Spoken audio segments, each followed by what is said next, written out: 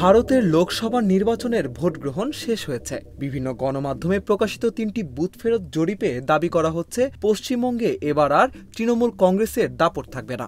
এবার সেখানে একক আধিপত্য বিস্তার করবে বিজেপি।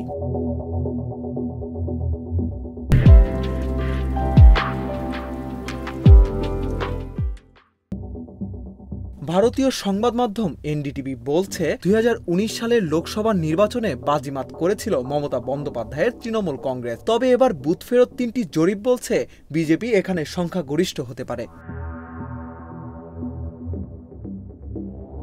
এদিকে বুথ ফেরত জরিপে জানকি বাদ জানিয়েছে, এবার ৪২টি আসনের মধ্যে ২১ থেকে ২৬টি আসন পেতে পারে বিজেপি, আর তৃণমূল পাবে ১৬ থেকে ১৮টি। ইন্ডিয়া নিউজ ডি ডাইনামিক্সের মতে বিজেপি পাবে ২১টি আর তৃণমূল ১৯টি।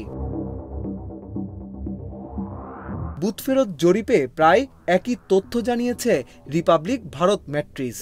তারা বলছে পশ্চিমবঙ্গে বিজেপি পাবে ২১ থেকে ২৫টি আসন, আর মমতার দল পাবে ১৬ থেকে ২০টি। এই ৩ জরিপেই বলা হচ্ছে এবারও কংগ্রেস পশ্চিমবঙ্গে তেমন সুবিধা করতে পারবে না।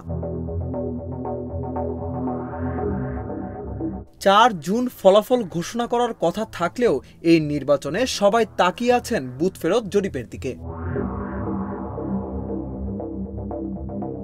এদিকে ইন্ডিয়ান এক্সপ্রেস বলছে, অন্তত ৫টি বুথ ফেরত জরিপে বলা হচ্ছে এবারও ক্ষমতায় যাবে বিজেপি।